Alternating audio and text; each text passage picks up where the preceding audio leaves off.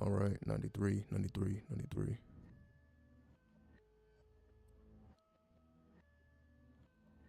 This is Amon Ashrenew from ashrenew.com. Welcome to another live stream.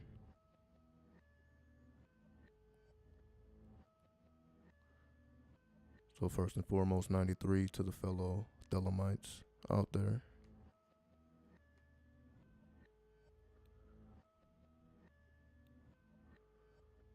'93 Mary, 93. 93 Songs by Luna, 93, 93. So today, on the 30th degree, the 30th day of April, I thought, do a little divination from the Book of the Law. Since we're always talking about 93, we might as well go to some literature and see what's going on. So, first and foremost, it is the 30th day or the 30th degree. If we then take it to numerology, that would take us to the planets Jupiter and Pluto. Jupiter represents the number 3, Pluto is the number 0. So we have a combination of Jupiter and Pluto. We understand Jupiter represents expansion, Pluto represents transformation.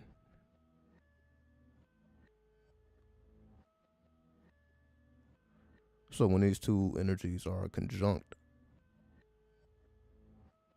if we take it to the tarot, the Jupiter energy is the Wheel of Fortune,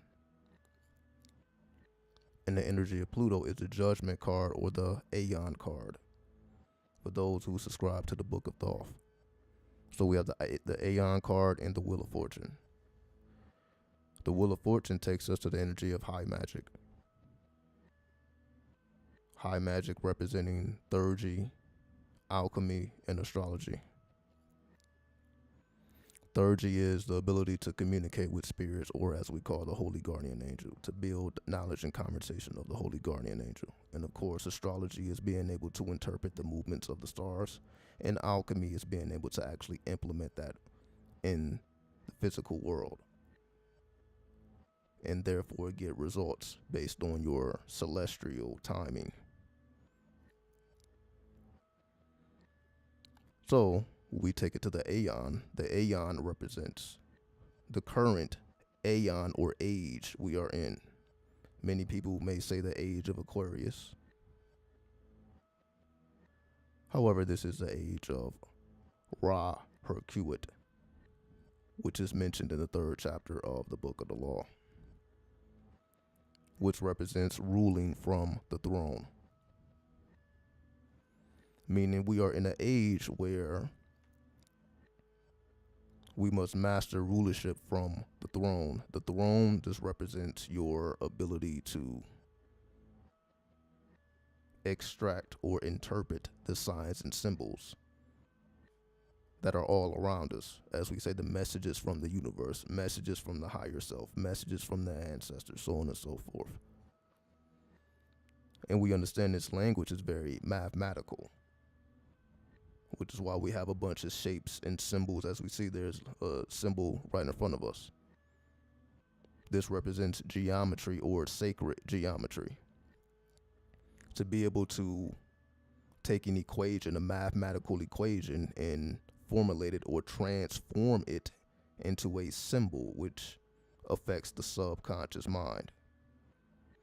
This is the energy of Pluto. Because whenever a planet interacts with Pluto, Pluto will cause a change of some sort. That is just the nature of Pluto. Pluto will cause us to change. Whether we like it or not, a change will occur. So this energy of the Aeon, or ruling from the throne, represents influence, because Pluto's, you can say, effect on the psyche is not physical. Pluto's effect is not necessarily physical, because it represents one of the outer planets. So whenever we are dealing with the outer planets, the effect that we feel is more psychological, it's more mental, it's more spiritual, whatever terminology we want to use. This is why Pluto represents the collective conscious. Neptune will represent the collective unconscious, but Pluto will represent the collective conscious. Essentially what the world is thinking. Neptune would then represent what the world is feeling. So if we want to tap into the world consciousness, you can say that is the essence of Pluto. And when we combine that with Jupiter, Jupiter represents the law. Jupiter also represents all attributes of the ninth house, including the 12th house. So Jupiter will represent divination, and Jupiter also represents truth. Being able to seek truth via divination, tapping into your own internal chambers to come to a new conclusion, which is the whole purpose of working with signs and symbols and seals, glyphs. Because all these images speak to the subconscious. So once we understand the process of how to create glyphs, symbols, seals, to create certain effects on the psyche, then we begin to peel back the layers as to how to achieve higher states of consciousness or lower states of consciousness, depending on what your aim is. So whenever we see any type of seals or symbols, it started off as an equation, a mathematical equation that most people probably wouldn't understand. However, when we transform it through the energy of Pluto, now it transforms into something that can be grasped, something that is tangible, something that is more realistic. So instead of looking at a mathematical equation, now we just look at a seal as we see before us. And looking at this seal, we can kind of formulate what it may mean. We see a triangle, we see an eye within this triangle, we see a dove. We see this also represents the Vesica Pisces, the shape that it is in. Let me bring it down a little bit. We also see this rose cross within this cup, so on and so forth. So just analyzing this symbol, we can kind of come to a conclusion. Of course, the red imagery in the background. Because we're looking at images and symbols, we can come to a conclusion or begin to open the doors of what this may be communicating to the subconscious. So this represents the 30th degree. Whenever we're dealing with Jupiter, now we're dealing with the understanding of things. 3 represents understanding. The difference between understanding a thing and having knowledge of a thing, which will represent the number 1. Understanding allows us to come to an original conclusion or an interpretation. So this is what we're going to do now. So we're going to read the 30th degree of the Book of the Law in chapter 1, chapter 2, and chapter 3. And then we're going to interpret it, bring it up to date, and see how it actually reflects what's going on now. So instead of leaving it in its original essence, we can bring it from the past into the future by adding our own personal understanding to this particular book. So I'll start it off by going to the first chapter and going to the 30th verse. And we'll read it and we'll see exactly, well, what does that have to do with Jupiter and Pluto? What does that have to do with what's going on right now? So on and so forth. We'll bring it up to date. So let me go ahead and stroll down now.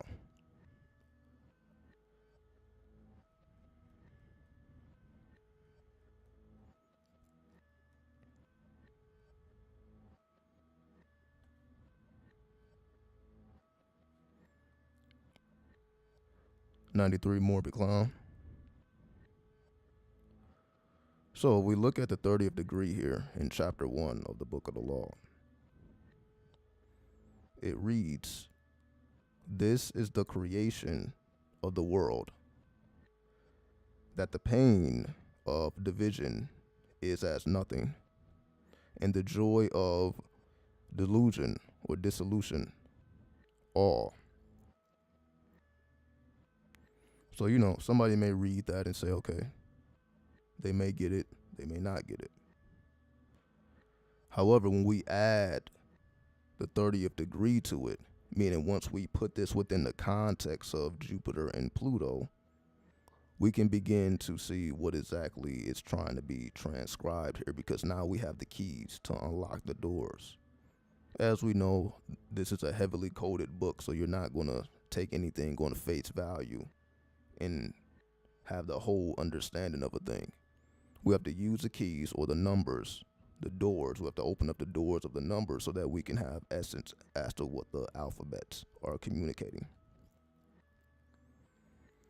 So, for example, this is the creation of the world.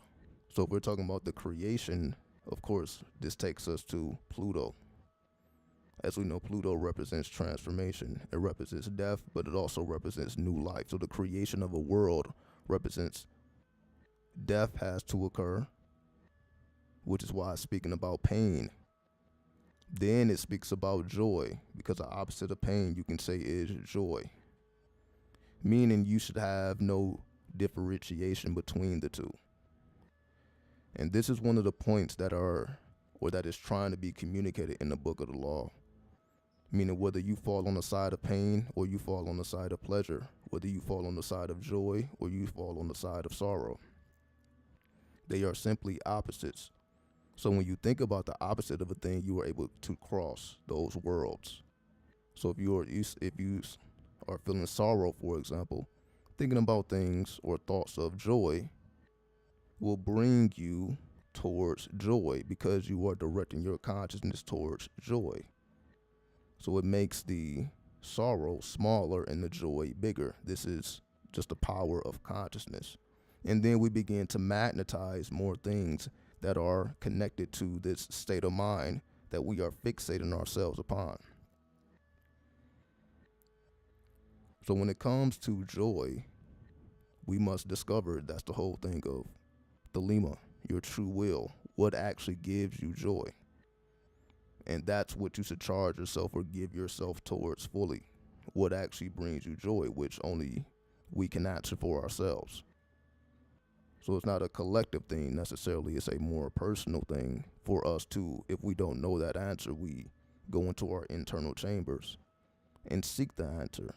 Because we can do that utilizing our thought. Because simply thinking about a thing, you will react to it. So if you think about something that gives you great pleasure, just the thought of it, you begin to experience that pleasure. Even if it's on a microscopic level, you can still feel it. You can still get a feel for it, even though you're just bringing it to the forefront of your consciousness. So consciousness is powerful enough for us to bring or anchor ourselves to that feeling of joy.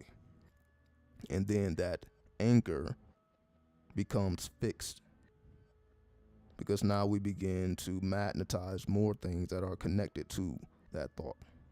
And over time, the sorrow will begin to dissolve and the joy will begin to multiply, because that's where we fixate our consciousness and we begin to make that thought more magnetic, which attracts similar thoughts, similar experiences, people, places, things, so on and so forth. Once we apply this to Jupiter, as we spoke about earlier, Jupiter representing high magic or the three wisdoms, because you would say, okay, well, how do you actually go about that? Well, Jupiter shows us the way with theurgy, astrology, and alchemy. So Pluto represents our ability to change, our ability to create new worlds. So the creation of the world represents our ability to do so. However, in order to get yourself into the mindset or the mind state, in order to create anything new, we must first level the playing field. Meaning that's why we must think about the opposite. So you can say whatever as you know, people say law of attraction, creation, manifestation. This requires high magic. So when people say you have to think about positive thoughts, These are just thinking about similar thoughts that are of a similar frequency of what you are fixated on. So in other words, you have the direct idea, then you have ideas that are associated with that idea. For example, let's just say love. If love gives you joy, you have the direct experience, then you have the indirect experiences. You can say indirect experiences just represent, you can say people showing you love. People who have a joyful or pleasant attitude towards you. That would be like indirect love. Then you have the direct experience with your significant other, so on and so forth. So we have the direct experience and we have an indirect experience. However, these all fall within the same frequency. The frequencies are similar, even though the acts are played out differently depending on how close a person is to you. However, you can say these are all acts of love, just to different degrees. In order for us to receive these things, or whatever gives you joy, whatever gives you pleasure, that's the first essence of Thurgy.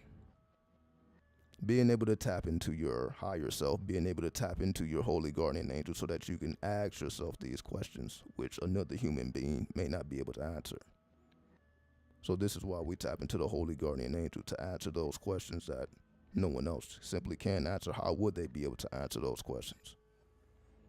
However, tapping into the holy guardian angel, you begin to see, in my lower self, in my demonic self, I am still angelic.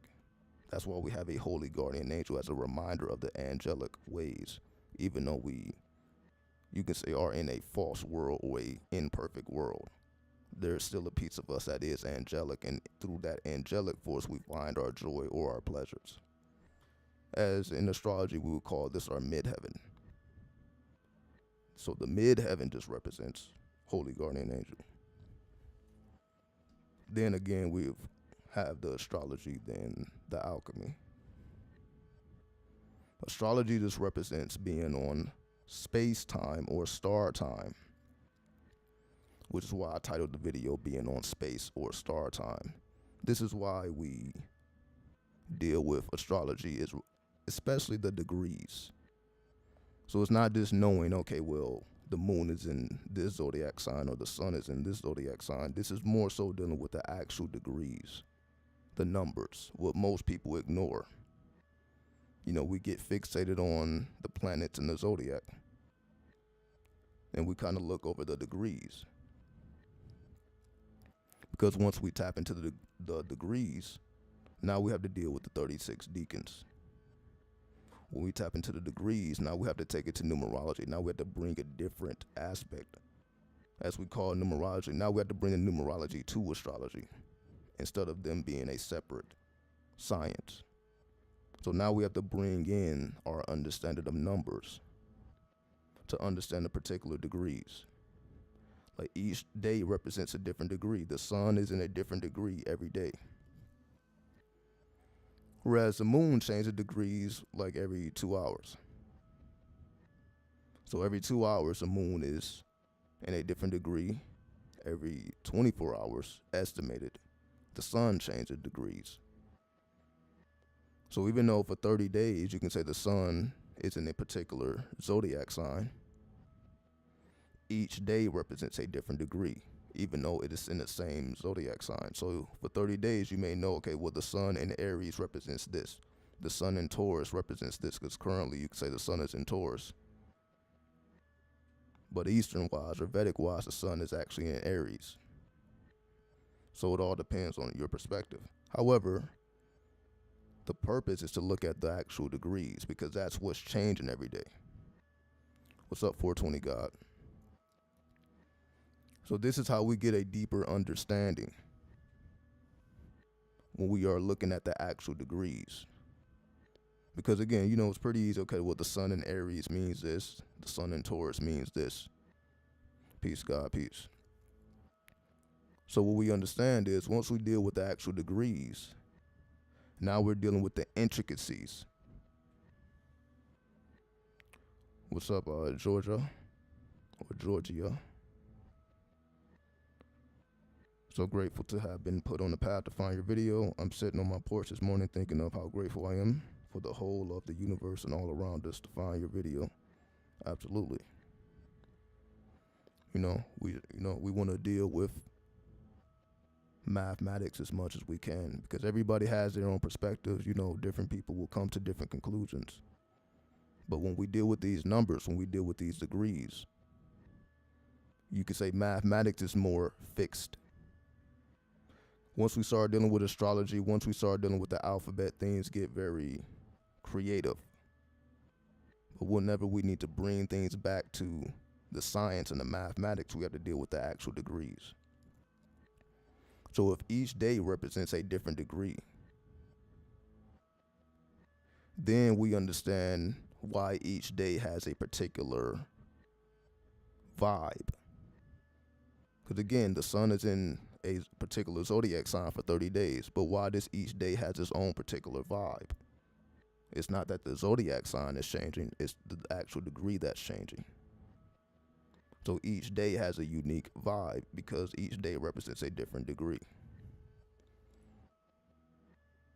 So let's take this a step further. Now let's look at the 30th degree of chapter 2 of the book of the law and see what exactly it says and how it relates to everything that we're breaking down, because we're staying within the context of the 30th degree. So let's see if we can further expand this understanding.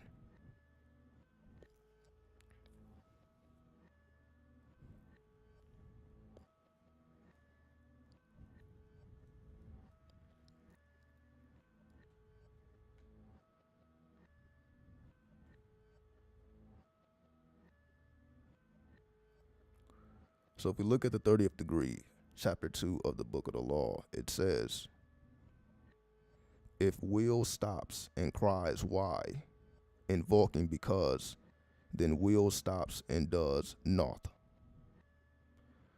So what it's saying is, basically in today's terminology, excuses.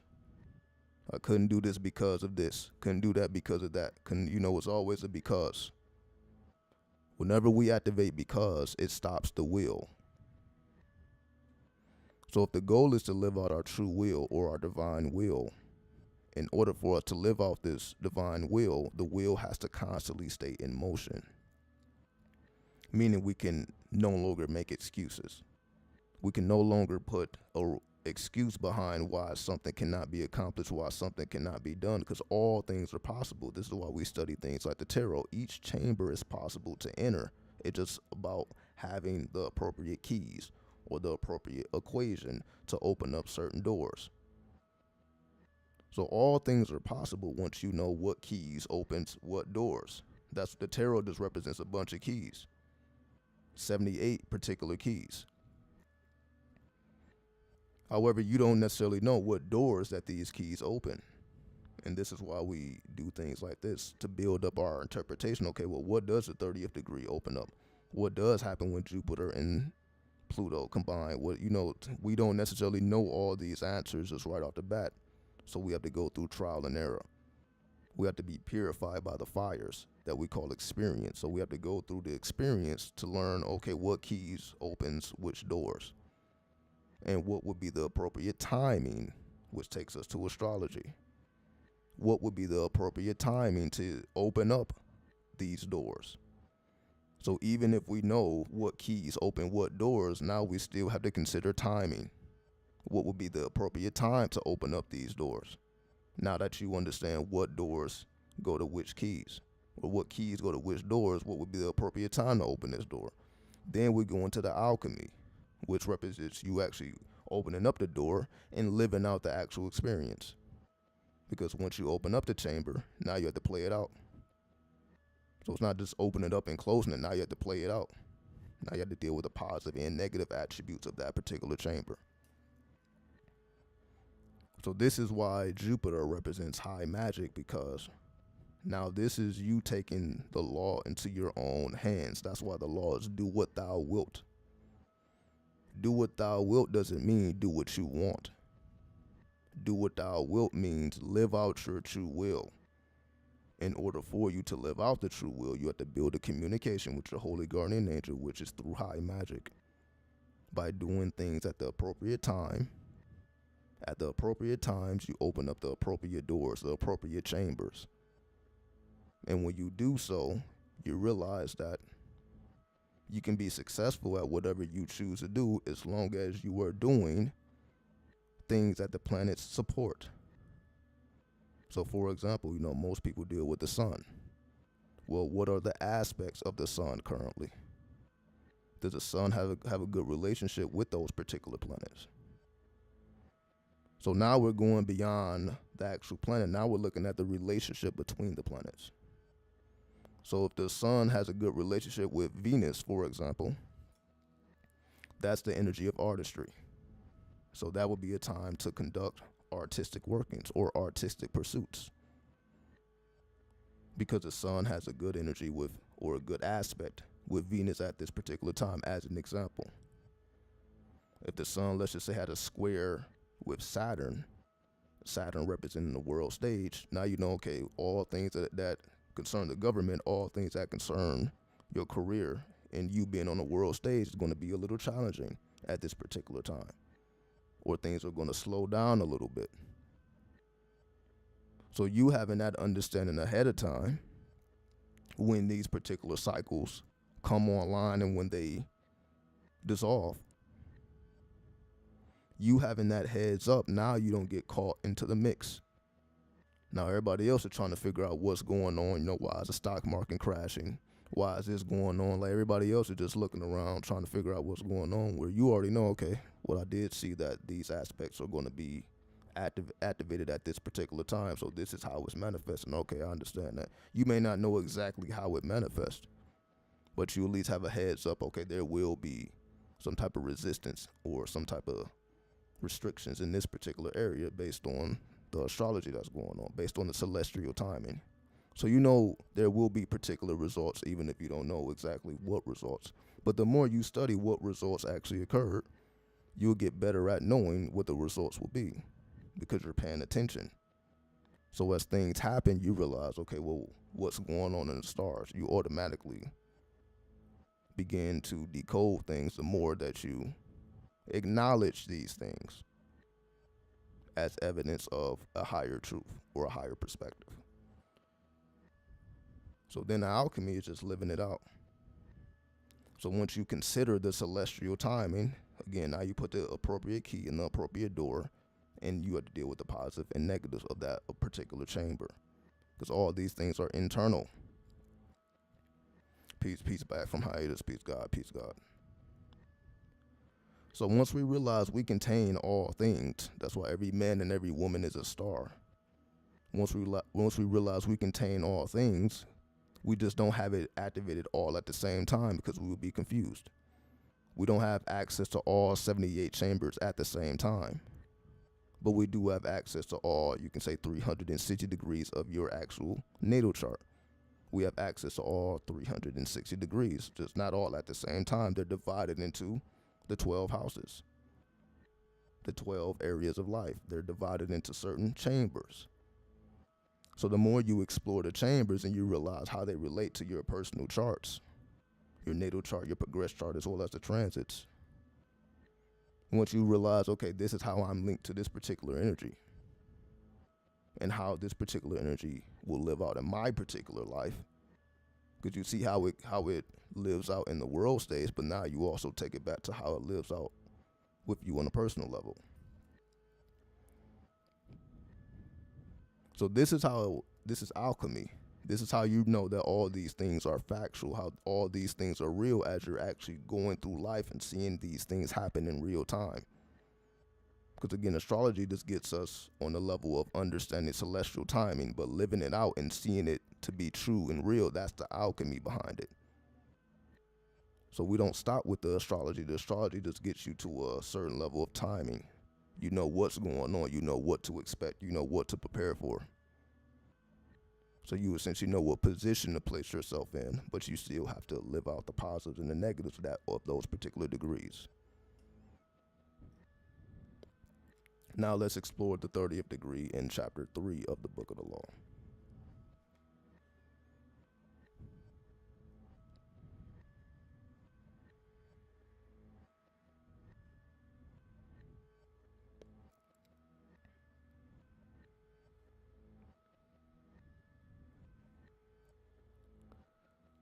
chapter 3 says, or chapter 3, the 30th verse says, "My altar is of open brass work, burned thereon in silver or gold." Now it's talking about what? Oh, that's right, alchemy. You see how it fits right into everything we're talking about? Because alchemy is a science of working with the metals.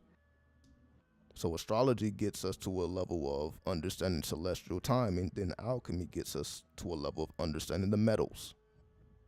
Because that's all alchemy is, understanding the metals. What effect does gold have on the body? What effect does silver have on the body? What happens when you wear these things? What happens when you channel these things at particular timings with particular energies? Star magic. What would be the result of that? This is all alchemy, trial and error. So the fact that the 30th degree takes us to alchemy, brass, gold, silver, that's no coincidence, because the mathematics ensure that the 30th degree will be similar to all 30th degrees. So whenever you have a 3 and a 0 in front of anything, but of course most books don't have numbers in front of the actual alphabets, but the books that do, whether it's the Bible or the Quran, the Torah, so on and so forth, this gives us keys. Like, okay, every time I see that 30, I know it's going to be dealing with something about alchemy. It's going to be dealing with something about change and transformation, the transformation of golds, silvers, or metals, how to transform metals, which is what you're doing in real time. So everything that you study in the stars in the celestial plane, now you bring it down to the tangible plane, and then you experiment, because you are the experiment itself. So it's not like you're experimenting remotely. This is not a remote experience. This is a direct experience, as we call life. Life is about having the direct experience. So we're not studying remotely. We're studying like we are the component, the most necessary component of the alchemy, meaning the fact that you're doing it. So it's not really about you actually transforming lead to gold. It's the fact that you are actually doing it. Your consciousness is aware of this process. And this process isn't just a tangible thing. It's also a mental thing. Taking your mind from lead to gold. Gold just represents the celestial plane, the crown chakra. Being open to the stars, the wandering in the fixed stars. You understand celestial timing. That is thinking on a golden frequency. The golden frequency, or the golden ratio, is just understanding the signs and symbols behind things. You understand the inner workings behind things.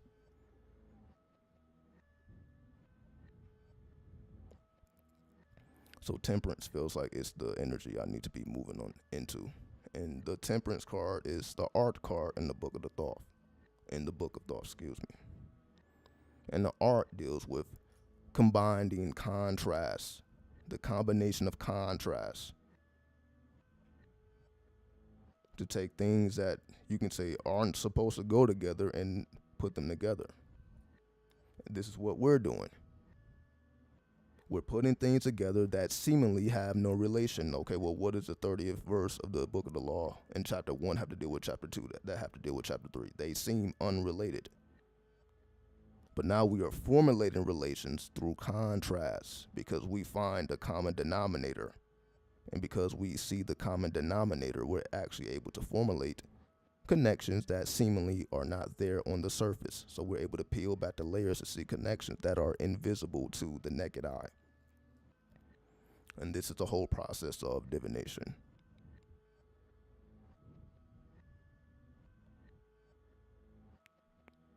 So,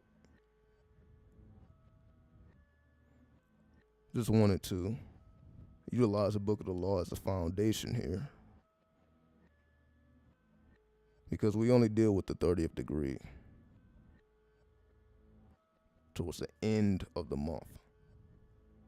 So once we get to the 30th degree, because we then went through the single numbers, then we went through the double ones, and then the double twos, you can say, from 0 all the way to 29, or from 1 all the way to 29. So once we get to the 30th degree, now we're dealing with a level of completion understanding of the cipher. Now, as after we didn't travel those 29 degrees, once we make it to the 30th degree, we should have understanding of the cipher. So now it's not just about knowing. Now you can reflect, because understanding, meaning you can look back at your experiments and see what worked and what didn't work. So you can look back at these last 29 degrees and then ask yourself what was successful and what was not, and build on what was successful and abandon what was not. So when we are dealing with the 30th degrees, whether it's the 30th day or the 31st day, we're dealing with a level of reflection. And that's why every other month we deal with the 31st degree. So we deal with the 1 month has 30th. 1 month has 30 days and the next month has 31 days. So the reason why we skip from 30 to 31 and we have a whole month in between is because once we deal with the 31, now we're dealing with a new level of understanding. So that only happens, you can say, half of the year. So half of the year you're dealing with expanding that understanding to formulate a new knowledge. Then the other half of the year, where it's only 30 or less days, now that's dealing with understanding what you have already put into motion. So half of the year is dedicated to progression, and the other half of the year is dedicated to reflecting on what you know works. So that's why there's a month in between the 30th degree and the 31st degree.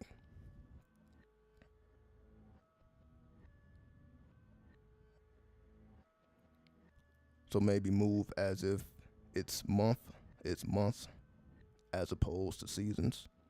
And that would just be working your moon magic versus your solar magic, because that's, most people are on solar time. Especially here in the West, we are on solar time, so we move with the seasons. However, once you go to the East, they're all about the lunar currency. So, we think like, living on living month to month, or as we say, paycheck to paycheck. You can say that we're trying to get out of that, right? People are trying to live year by year or season by season instead of month by month, but that just means you're on lunar time. And lunar time is where you find all the secrets, because time breaks down to the number 2. The number 2, as we know, takes us to the moon. So time itself is connected with the moon based on just the alphabetical breakdown. So if we want to understand time and how to manipulate time, we must study the mysteries of the moon. We have to dig into those lunar mysteries. That's why you see on the Baphomet is pointing to a moon, a white moon and a black moon. White moon Selena, black moon Lilith. Selena represents your guardian angel, then Lilith represents, you can say, your devil or your demon. Meaning you must understand both. You must understand the higher and the lower worlds. You must understand the white and the black moon. So that's why the Baphomet takes you to the stars, or the moon specifically. You don't see a sun, you see the Baphomet mounted on top of the world, but looking at the moon. Right, that's why the moon has all these mysteries connected to it, whether the moon is hollow, whether it was placed there, whether the moon is artificial. There's all these mysteries around the moon, even more so than the earth itself.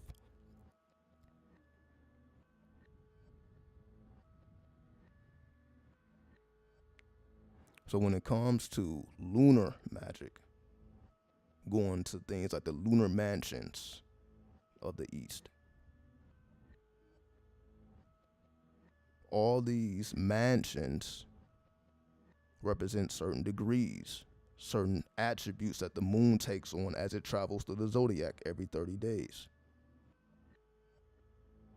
This is what makes the moon completely different than the sun. It takes the sun 365 days to complete its cycle around the zodiac. It only takes the moon 30 days. So we're having 12 lunar returns. Even though we have one birthday per year, we have 12 lunar returns.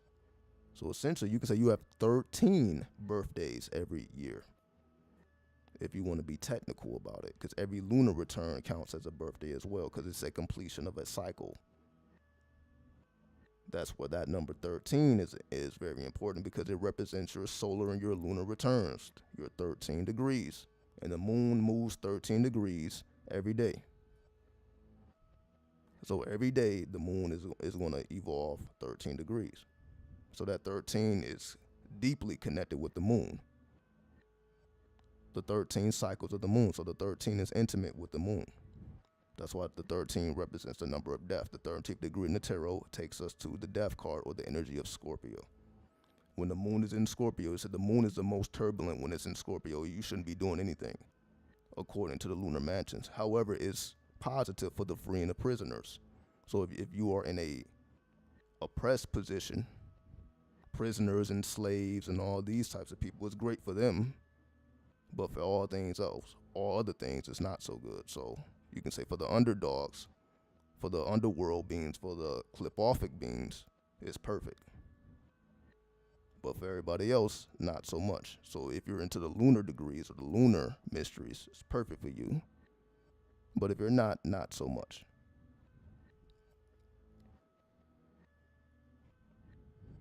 So this is what we begin to understand the difference between the lunar mysteries and the solar mysteries. The solar mysteries is understanding the secrets of the seasons. So now we're not really speaking about zodiac signs. Now we're speaking about seasons. Spring, summer, fall, winter. And each season represents 3 months. So now if we're talking about a season, we're talking about 3 different zodiac signs. 3 times 4 gives you 12. So each season, you can say, represents 90 days. So now we're going through 3 zodiacs within that 90-day period. So we're thinking on a seasonal basis. Now you're considering 3 zodiac signs as opposed to just 1 at a time. When you're dealing with the lunar mysteries, the moon changes zodiac like every 2 days. So like every 2 days, the moon is in a whole different zodiac sign. Versus the sun, you got a whole 30-day period. So you see, when you're moving on lunar time, you're moving very, very quickly. You're moving very, very quickly. So what it would take a person 30 days to accomplish, you have to accomplish it in 2 days. Right? I appreciate the super chat back from hiatus, $2.99. I appreciate that. Salute to you. Salute to you. So we see, this is what it means to be a moon child. That means what it takes a normal person 30 days to accomplish, you have to do it in 2 days. So the normal person or the solar beings, they need a whole 30-day process to complete that particular cycle. So we're currently, you can say, in the energy of Taurus. Taurus will last for 30 days. However, when the moon is in Taurus, and the moon is exalted in Taurus, so the moon is at the most powerful point at its peak in Taurus. But that's only like 2 days. So to capture the moon at its peak, you only have 2 days. Versus the sun is exalted in Aries. So when the sun is in Aries, you have a full 30 days to capture that energy. When the moon is in Taurus, you only have 2 days. So that's the main difference between being on solar time versus being on lunar time. So you can say the world operates on solar time. But the magicians, the mages, the witches, the warlocks operate on lunar time. That's why, I think I started, it was the witches hour when I started this live stream. It was at least 3 a.m. on the West Coast. It's also called the devil's hour. So whenever we're talking about this so-called devil, we're talking about the energy of the moon. So what most people refer to as the so-called devil, they're really talking about the moon. So just think about it. So whenever people blame the devil, okay, the devil was working, being tempted by the devil, so on and so forth, well, they're really talking about the energy of the moon. They're talking about their own subconscious mind. Because if the so-called devil influences, it's not influencing your conscious state, it's influencing your subconscious. That means you're being influenced internally, not externally. It's an internal influence. And this internal influence is nothing other than your own lunar energy that we're not taught about at all. We're not taught the mysteries of the moon. We have to go over east. That's why I had to start studying Vedic astrology and Draconic astrology to even understand these mysteries, because we're just astrology in the West, you're not even, this type of stuff is not even mentioned. You're not going to learn about no lunar mansions, right? You know, there's so many things that that's just going above our head. It's like it's two different worlds. Like a Vedic astrologer is completely different than a Western astrologer. It's just literally two different worlds, all the way down to the actual language itself. And that's the difference between the solar and the lunar mysteries, right? So I'm just pointing all this out because to be successful in any magical process, you have to be a moon child. You have to be in tune with the moon, which is moving very rapidly, which is moving very quickly. So it's all about keeping up. Again, we're talking about changing signs every 2 days. That means you put on a new mask every 2 days. Every 2 days, you're something different. That means your subconscious is being influenced by different imagery, different symbolisms every 2 days. So every 2 days, a different type of energy will attract you, depending on what's going on with the moon. So that's just how quickly it's moving. So every 2 days, you can say you take on a different frequency, a different zodiac frequency, because that's just how quickly the moon is moving. But that's how quick you have to move if you're dealing in any magical processes.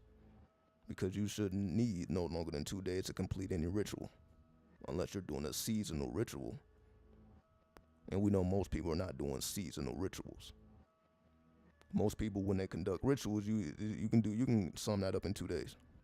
Whatever ritual you're doing, you can sum it up based on the time the moon has in a particular zodiac sign, which you really don't need no longer than that anyway, right? So just imagine you changing your altar every 2 days based on the degree that the moon is in, or the particular zodiac sign. So we know most people ain't moving that rapidly, but that's how fast you need to move if you're trying to experience lunar mysteries, or as we call the divine feminine. To truly understand the divine feminine, you have to be in tune or in touch with the moon. You have to be able to keep up with the pace of the moon. As you see, the people that actually do keep up with the pace of the moon, you could say the Muslims. That's why the men wear, long garbs, like dresses like women. I'm not going to call it a dress. I'm not going to disrespect them, but that's why they are clothed the way that they're clothed. And to the feminine mysteries, they have no problem wearing that, because that's just how in tune they are with the lunar energy. This is where you get the bipolar people, or depression, as they call these people lunatics. That's where that word comes from, the lunatics. A lunatic is someone who is just heavily influenced by the moon. So what we would call bipolar, meaning yes, you can say sense every time the moon changes a degree, which is like every 2 hours. They feel that, so they may change. Okay, so they change every 2 hours. Well, that just means that they are in tune with the moon. So every 2 hours, they go into a whole different degree, because that's how fast the moon is actually moving. Every 2 days, you can say they're a whole different person, because that's how the moon is actually moving, right? But when we understand that, you see, it's not as crazy as we think it is. It's just some people are moon children or moon babies. Some people are sun babies. Some people were born in the daytime. Some people were born at night. So if you were born at night, you can say you were probably more influenced by the moon because you were born at night. And it could just be that simple, right? So if you're born, and again, even if you were born in the day, you can still develop your lunar currency. If you were born at night, you can still develop your solar currency.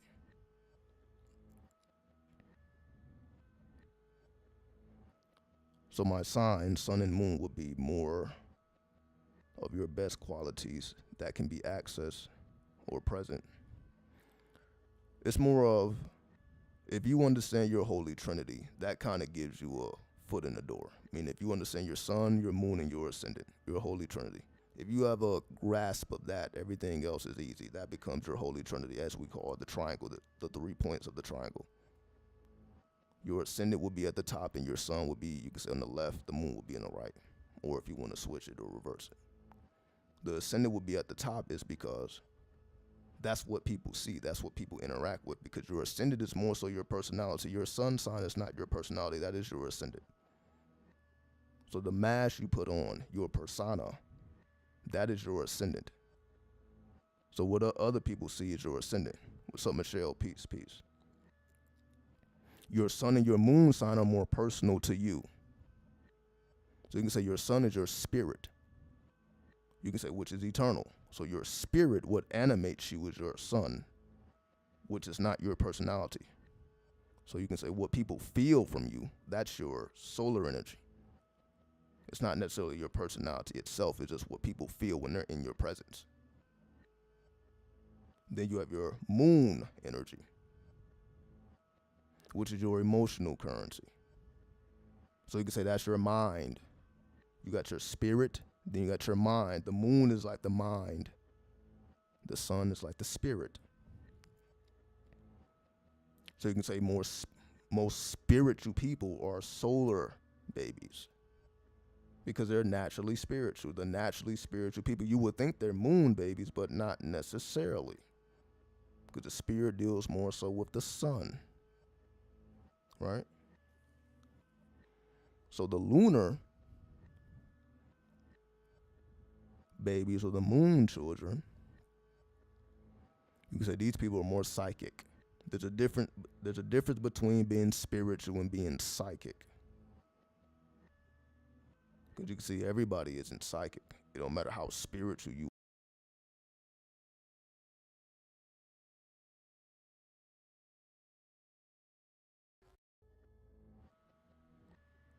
are. Sorry about that. A little glitch, I guess. But we're back. So what I was saying, I can actually take this off the screen. Hold on.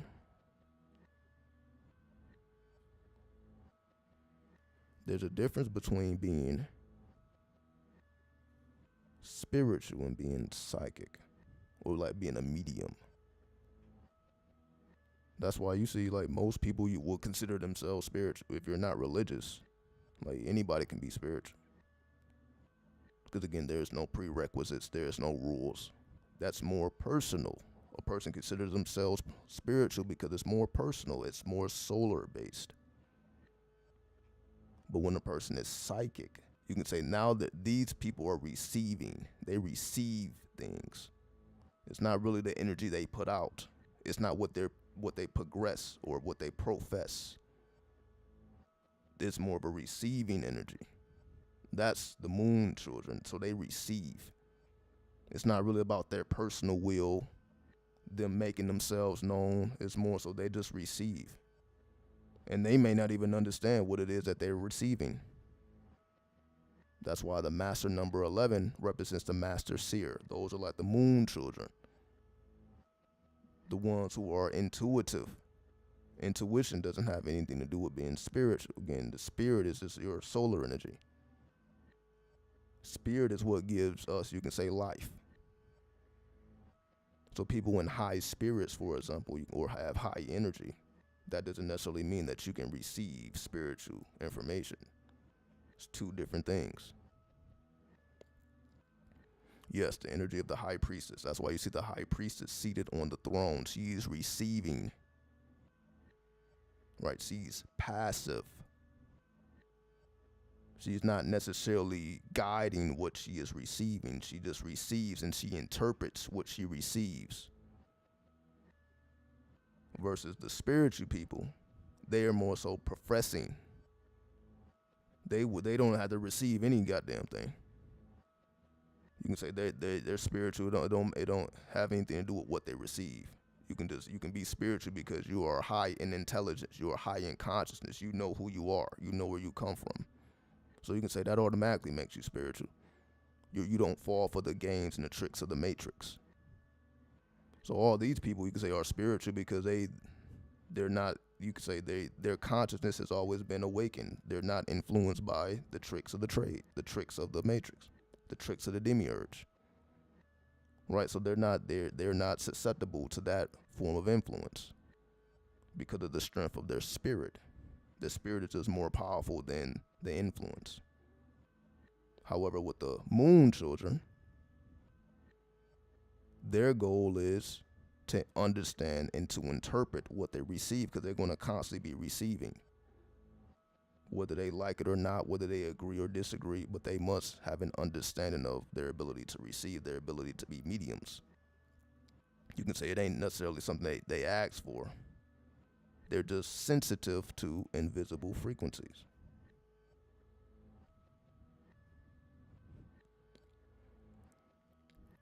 So this is the main differences between the two. That's why, again, we see spiritual people all over the place. We can walk outside and literally find a spiritual person at this point. That's just how it's not hard to find a spiritual person. Because again, you can profess that, and who's gonna tell you you're not? It ain't gotta be because you had a spiritual experience that you're spiritual. It's just because of your conscious state, as people call woke now. To be woke is to be awake. That's solar charged, right? That's where all these words come from. So if you're woke, that means you're solar charged. You're not lunar charged, because lunar charge, you can say, is to be sleep. The lunar energy is more of a tranquil energy. It's about being passive. So if somebody's claiming to be woke, that means they're not passive, they're active. They're awake, they're open.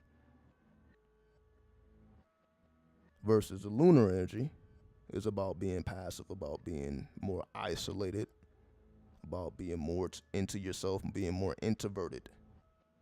So spiritual people are, you can say, extroverts. They have no problem with the communication being amongst people speaking their truth. They're extroverted, okay, if I'm even saying that word right. Moon children are more introverted. They're more reserved, because they're not charged up by interacting with people in external things. They're more charged by internal things. So they like to, be in their personal space, and they charge up with their own energy. That's how they recharge, by just being in their own personal isolated space and just being alone. So you say moon children prefer being alone. You can say the loners of the world. That's why it's called the lone wolf. The lone wolf. And wolves are influenced by the moon. So to be a lone wolf is like to be a moon child. You're influenced more so by invisible forces than external forces that are tangible.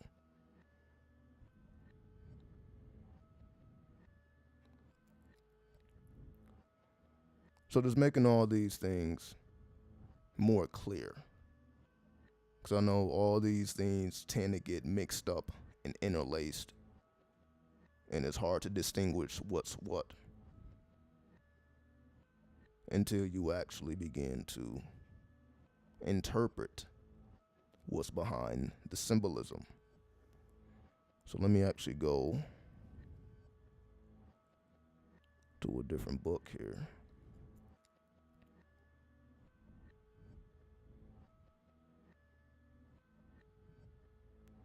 So give me 1 second. I'm going to pull up some different literature and continue on.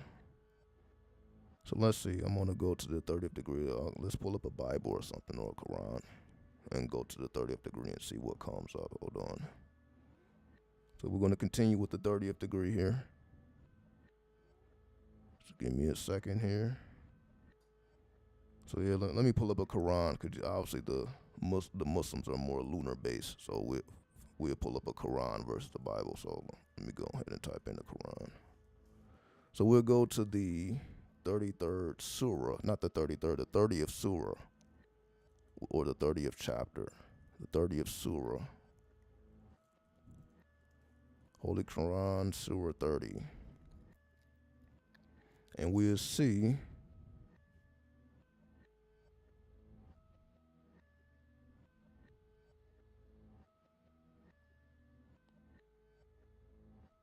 what's going on. Okay, let me click this.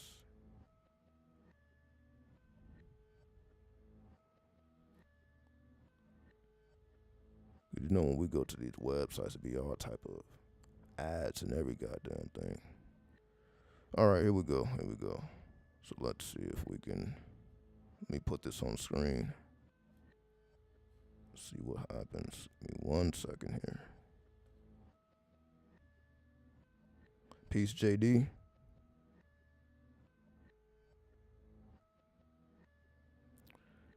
What's up, Goddess Incarnate, or Incarnate? I'm a Virgo sun, Pisces moon. How can I find out my ascendant if I don't know what time I was born? Is it possible? Yes, it is absolutely possible. Because remember, your ascendant is your personality. So you just got to ask yourself, how do other people see you? You know how you see yourself. You see yourself as the Virgo. But how do other people see you? Meaning, when you study astrology and you look at your personality, what zodiac sign matches your personality? So this is how we would find what your ascendant is. So like you just ask yourself, what is your personality traits? What are your personality attributes? What does your outer appearance match? Is it that of a Gemini? Is it that of a Leo? Is it a Libra?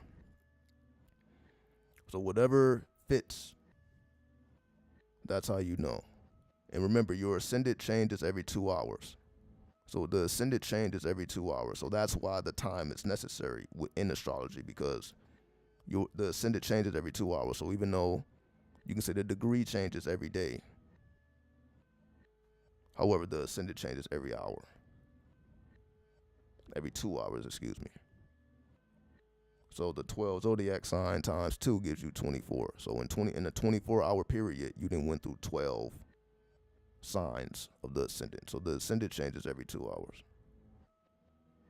So that means a person born on the same day as you, born at 8 a.m., will be a different ascendant if you were born at 10 a.m. If you were born at 10, whoever was born at 8 is a different sign, and whoever was born at 12 is a different sign. Whoever born at 2 is a different sign. A different ascendant, not a different sign, a different ascendant. So all these people, even though they're born on the same day, they're going to have a different ascendant. And that 2 hours also make a difference with the moon sign. The moon sign, again, changes every 2 hours. Well, the degree changes every 2 hours. So even though the moon sign will be the same, it will be a different degree. So the baby born at 8 will have a different degree, a different lunar degree than the baby born at 10, then versus the baby born at 12, so on and so forth. And all those babies will have different ascendants and different moon degrees. Right?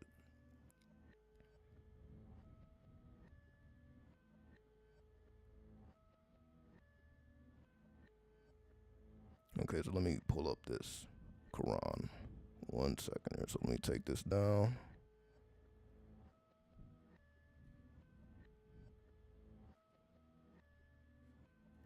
All right.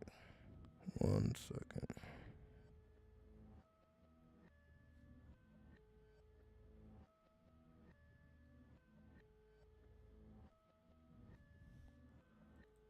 One second. Pull that down.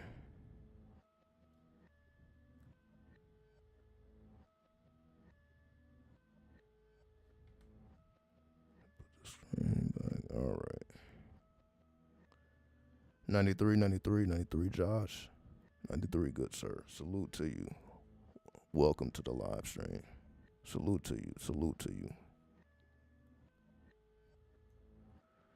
Okay, so this is in the Quran, the Holy Quran. This is Surah 30 or chapter 30. So let me go here, because so everything that we've been speaking about for the last hour, let's actually go to the 30th degree. So we don't have to read through the entire thing. We can go very quickly though. Let me see what is the total number of ayats. So the ayats are the verses. So we're Surah 30 or chapter 30, then the ayats or the verses. So let me see the total number of ayats. So that's going to determine if we're going to read the whole thing or we're just going to go to the actual threes. So let me see how many are in total.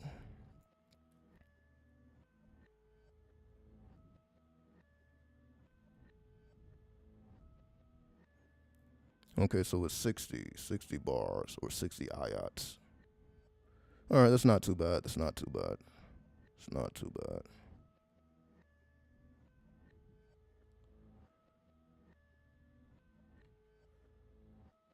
Okay, so let's do it. Why the pressure for straight males to go gay for hip hop? It's not that they're going gay for hip hop.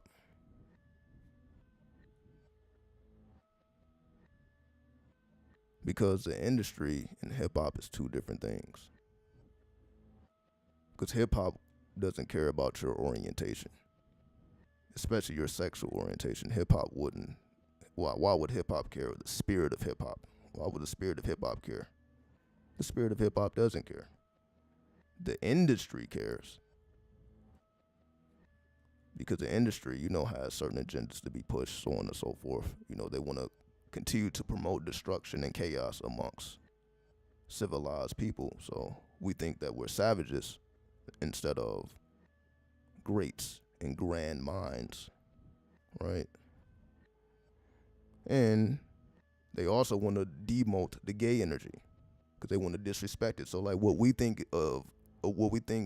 is gay don't have anything to do with being gay. They want to make the gay people, just this extra. They're extra messy and they're just extra feisty, and feisty is like that don't have nothing to do with being gay either. So like that extra extreme, all that is industry. All that is industry. So it's really disrespectful to straight in gay people because it promotes a completely different image of what it actually means to be gay or even what it means to be straight. So the actual spirit of hip hop again doesn't care about your sexual orientation. That's the least bit of anybody's issues really. It's like we just make that a big deal as if we are concerned with who people lay down with. But gay doesn't really have anything to do with who you lay down with. That's the whole thing. That's what we have been reduced to understanding about it. You can say gay is a spiritual thing. It's more of a solar energy thing, meaning a person's sexual orientation is more of their solar attribute, right? Has nothing to do with who they sleep with. All that's physical. But obviously you can say your sexual orientation is more spiritual. That's a spiritual attribute. That's really not a physical thing. So both sides are disrespected with all this industry stuff. But in terms of the actual spirit of hip hop, the spirit of hip hop can give a fuck. Who you sleep with, who you're laying down with, that's not a concern whatsoever. That's personal preference.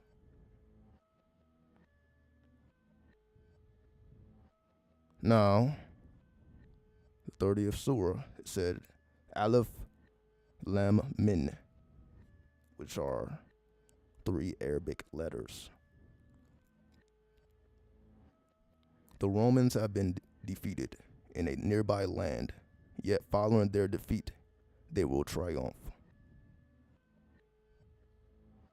Within 3 to 9 years, the whole matter rests with Allah before and after victory, and on that day the believers will rejoice. At the victory willed by Allah, He gives victory to whoever He wills, for He is the Almighty, the most merciful. This is the promise of Allah, and Allah never fails His promise, but most people do not know. They only know the worldly affairs of this life, but they are totally oblivious to the hereafter. Have they not reflected upon their own being? Allah only created the heavens and the earth and everything in between for a purpose, and in an appointed term. Yet most people are truly in denial of the meeting with their Lord. Have they not traveled throughout the land to see what was the end of those destroyed before them? They were far superior in might. They cultivated the land and developed it more than these Meccans ever have. Their messengers came to them with clear proofs. Allah would have never wronged them, but it was they who wronged themselves. Then most evil was the end of the evildoers for denying and mocking the signs of Allah. It is Allah who originates the creation and will resurrect it, and then to Him you will all be returned. On the day the hour will arrive, the wicked will be dumbstruck. There will be no intercessors for them from amongst or from among their associate gods. They will totally deny their associate gods.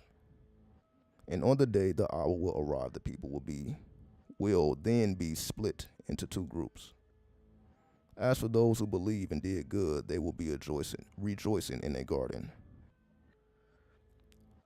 And as for those who disbelieved and denied our signs in the meeting with Allah in the hereafter, they will be confined in punishment. So glorify Allah in the evening and in the morning. All praises for him in the heavens and the earth, as well as in the afternoon and at noon. He brings forth the living from the dead, and the dead from the living.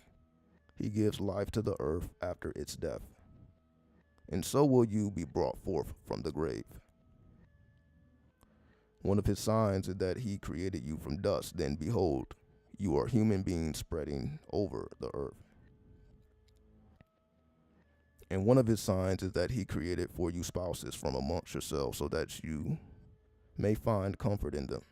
And he has placed between you compassion and mercy. Surely in this are signs for people who reflect.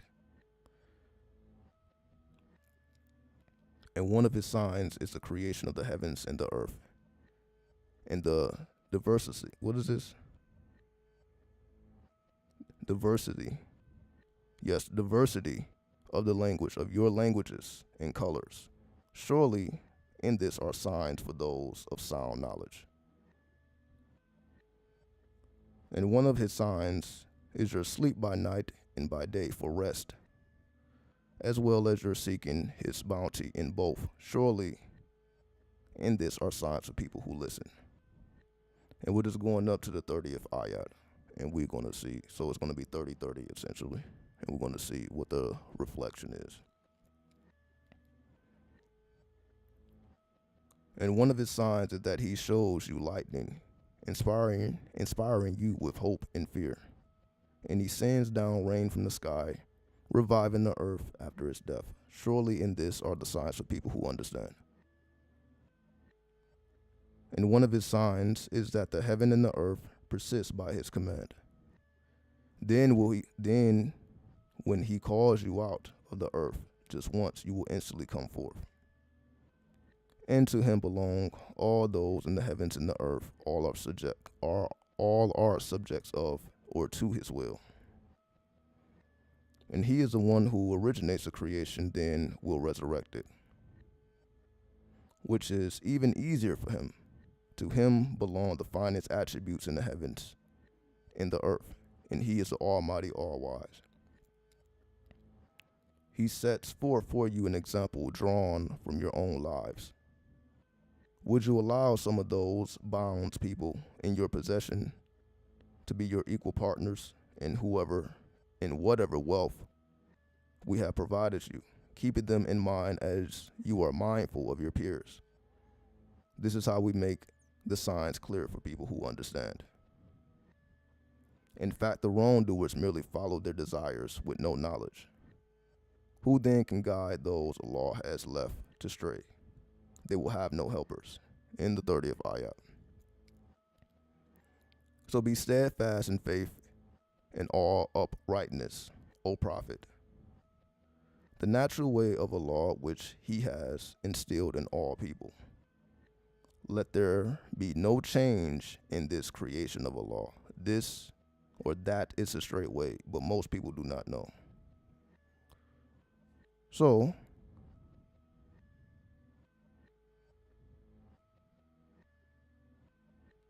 if we look at this 30th degree, so the reason I read these ayats is because all this is contained within the 30th chapter. And if we saw the constant, you can say what principles or what ideas were brought up over and over again, is not only creation, whether it's talking about the creation of human beings or the creation of man, but also the creation of the heavens and earth. So there's a high emphasis in this particular surah of the Quran of creation. And as we know, creation takes us right back to the essence of Pluto. It's also talking about death and resurrection, the day, the hour. That takes us to the last judgment card in the tarot. So you can see it's very last judgment. That's really the theme here of all these degrees, which takes us to the new aeon, or as it's called, the hereafter. So it's really speaking about the hereafter. Speaking about the day of judgment, it's also speaking about the hereafter. And it's speaking about the creations of the heavens, and that's Jupiter, as Jupiter is known as the sky god or the god in the heavens.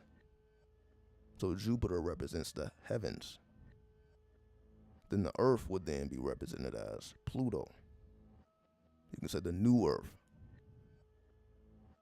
because it's speaking about the earth being destroyed, then the earth being resurrected. You being destroyed and you then rising out of the grave.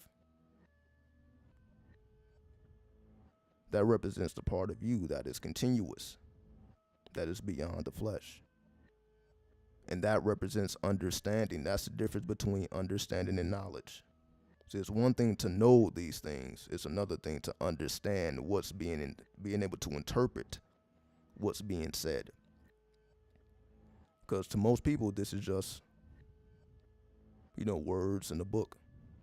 Everybody doesn't consider the Holy Quran holy. However, it doesn't matter what holy book we open up. We see that the numbers, the keys, help us to interpret what's really being said beyond the words. Because the keys help us to understand the theme. And the more we understand about the theme, the more we understand the principles that are trying to be highlighted with these examples. So these are just examples highlighting the principles. In this particular case, the 30th degree, the mysteries of Jupiter and Pluto. That's why, again, there's a constant emphasis on the heavens, the hereafter, creation, resurrection, the day of judgment, the hour, the day. All that takes us into the Aeon, which is ruled by Ra-Harkewit, known as the twin god. So not the singular god, but the twin god, as we see on the Aeon card in the book of Thoth. So now let's bring up the Bible. Why not? I just want to make it even. So we looked into the lunar mysteries. Now let's see what the solar mysteries have to say. So we'll go to the 30th chapter of, because I guess the Bible isn't really numbers. You see, that's more Arabic, more Indian, because these are the numbers that come from the Arabic energy. So the Bible is like John, Paul, so on and so forth. So it may not go by numbers. So I guess we'll just pick a random book and just go to the 30th chapter or the 30th verse. So yeah, we'll do that because I see it. So let me go ahead and bring that up. Give me 1 second. Yeah. So I'll type in the Holy Bible.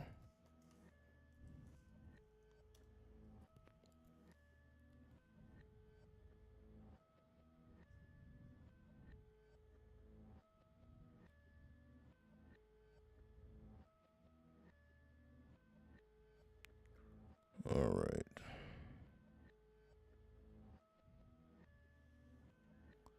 So let's see if we can find the 30th chapter, if Genesis even has a 30th chapter. So let's see.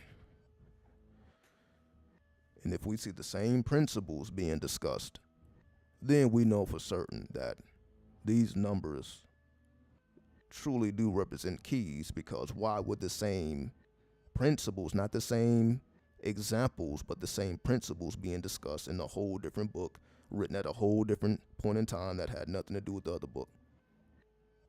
But nonetheless, the principles being discussed are the same. So that's the point that we're trying to prove here. Just utilizing all these holy books, and we see that we're coming to the same conclusions. So obviously, different people will come to the same conclusion, or different paths, but the same goal.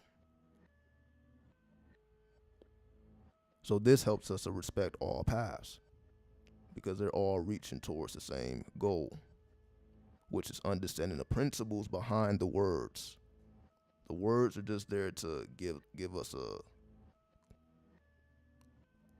essence or an idea, just a little peek at the principle, if we're able to look past the example. So let's see if there's actual 30th chapter of this particular book. Let's see. So yeah, we see that we just have the names.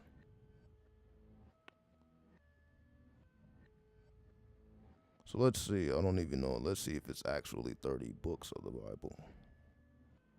Let's see.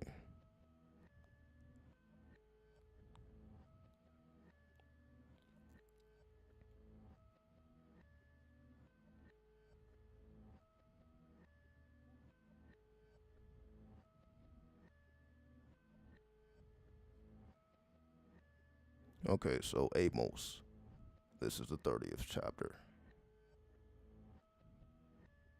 And it has, I guess, 9 chapters, which is fine. Let's go to the intro.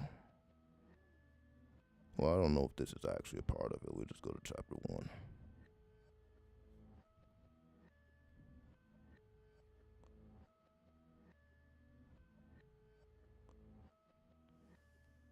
So, even before we start, we see the word here.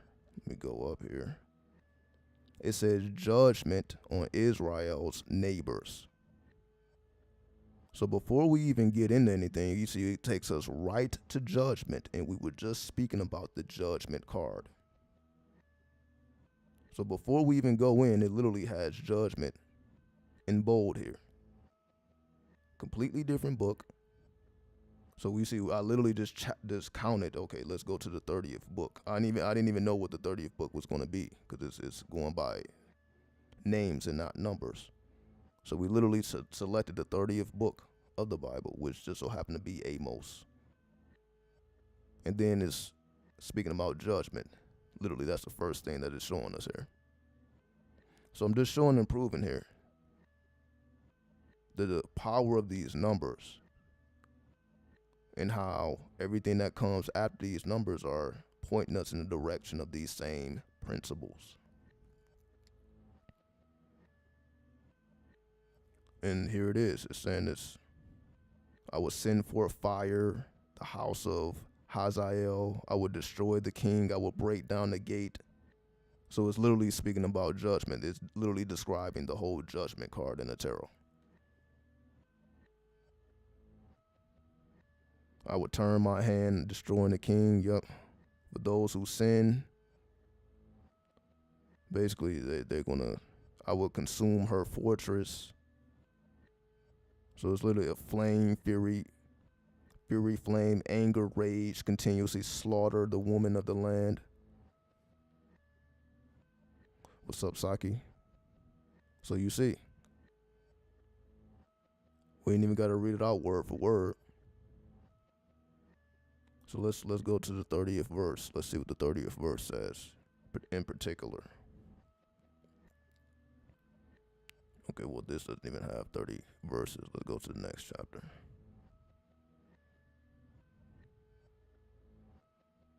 Now, it goes right back to judgment on Israel. Here's more judgment.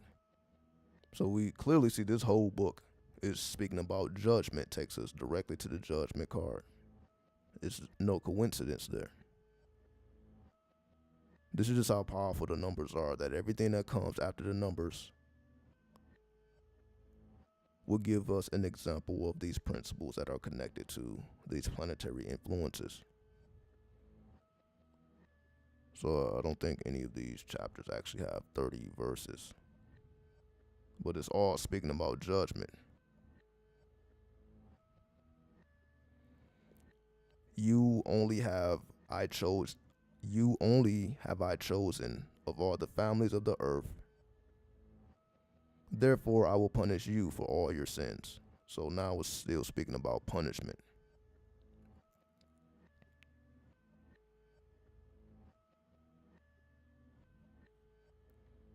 So we see here,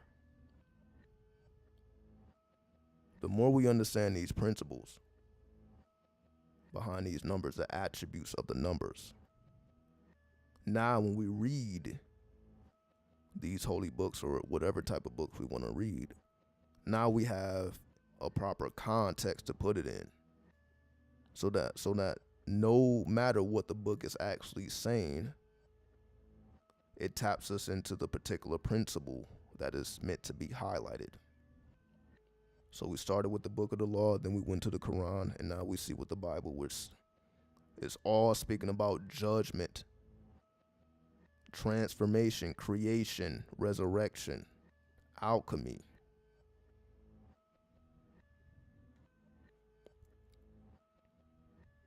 All dealing with the 30th degree. Now let's take a look at what's going on with the planets. So I'm just going to use the internet. I'm just going to pull up the current planetary alignments, and we're going to look at these degrees. So give me 1 second here. Just going to type in Western astrology chart or Western astrology alignments.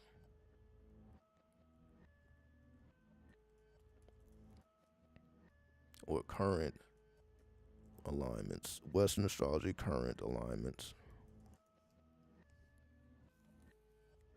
Yep, astrology for today. All we need to do is look at these degrees.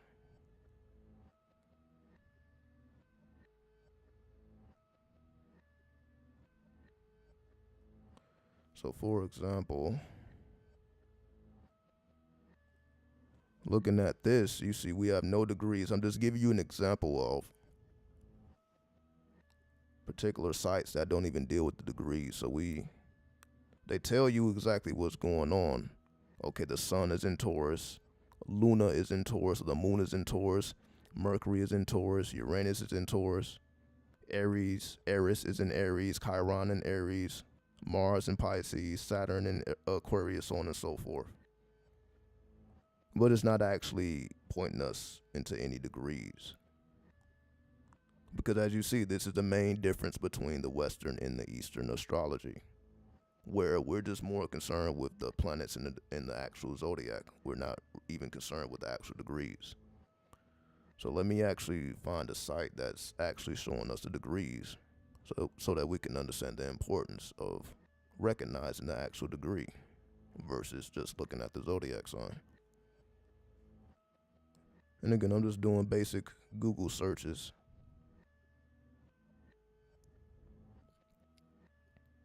Which essentially anybody can find here. Okay, here we go. Let's put this up here. All right, so we actually found some degrees here.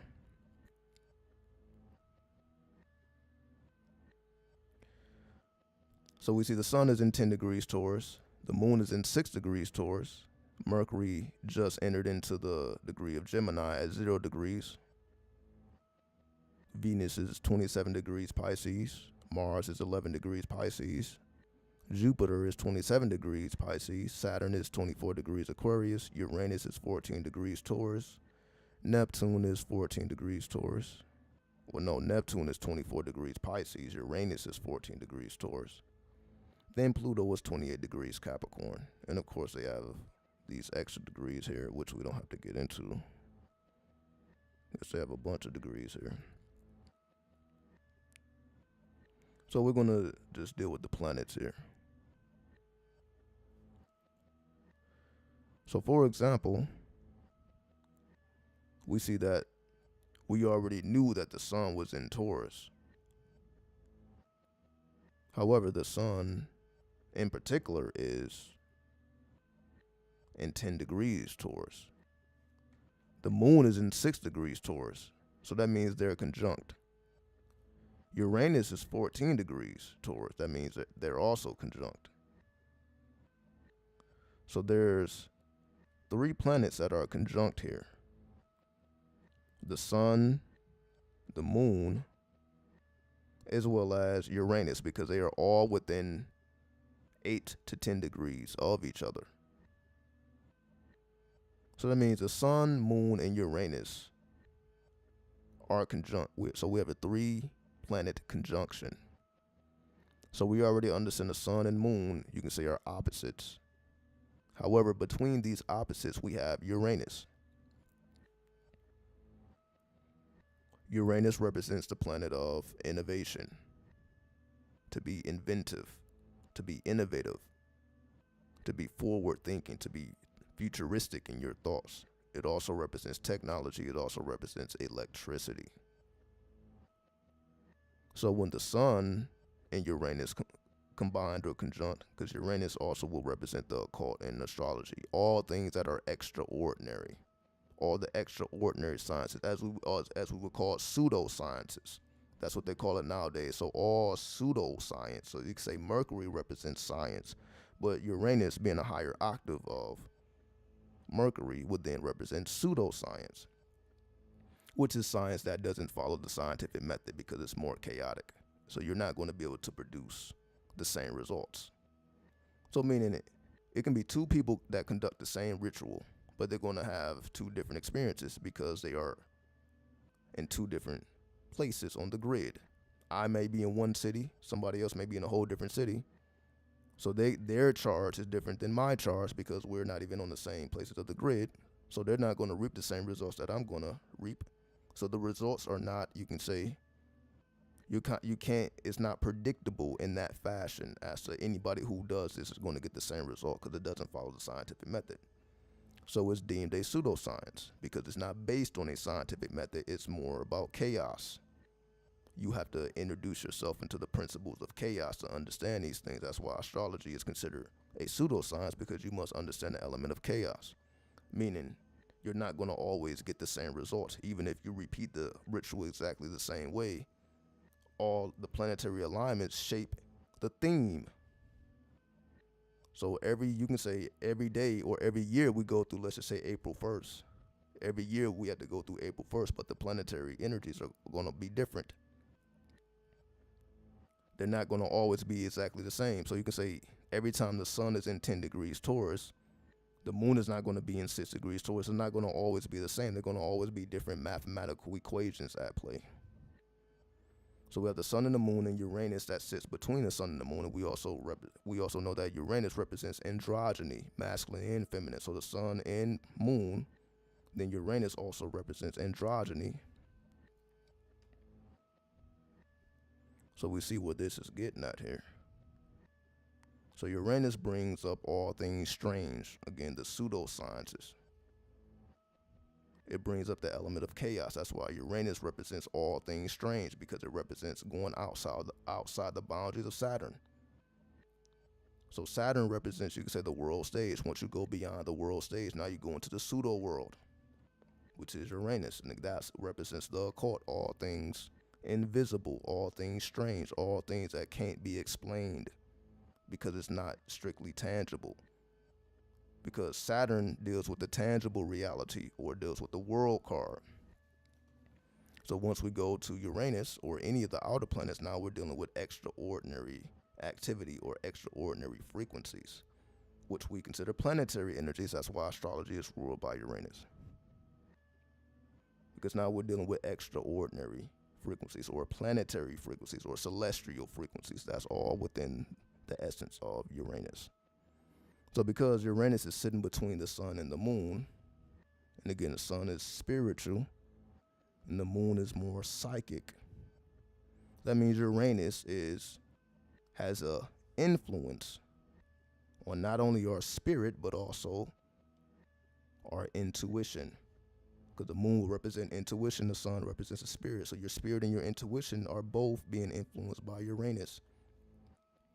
And because Uranus is in Taurus, particular 14 degrees Taurus, the 1 and the 4 takes us right back to the sun and Uranus. The number 1 is the sun, number 4 is Uranus. And when we add the 1 and the 4, we get 5, which takes us to the energy of Mercury. So now we have the sun, Uranus, equaling to Mercury. So the sun and Uranus, you can say, represents an astrologer. Then when you add Mercury to this equation, now this astrologer is now breaking down things, as Mercury represents our ability to break things down. So Uranus, you can say, represents building things up, like grand equations, like astrology. You're building your way up to the stars. Then Mercury allows you to settle yourself back down in the foundations. That's why we go back to the numbers. So you say Uranus represents astrology, But when you add Mercury to the equation, now Mercury is being specific about the actual numbers, and that's why there's an emphasis on numbers. And you see, that's what we've been talking about the entire time. Going beyond the planetary energy, going beyond the zodiac energy, but actually paying attention to the actual numbers, because the numbers take us to the particular equations, and that's because the sun and Uranus equivalent to Mercury, or the 1 plus 4 equal 5. That's why there's such an emphasis on the numbers.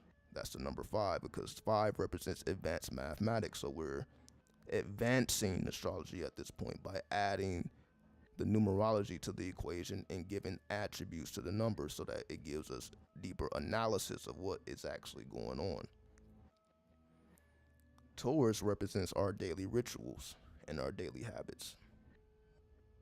So what you do on a daily basis represents Taurus, your daily rituals. So whatever you do every day, this is Taurus. So if we are dealing with the 14th degree of Taurus, and we already broke down that the sun and the moon being influenced by Uranus, this brings the technical analysis to astrology.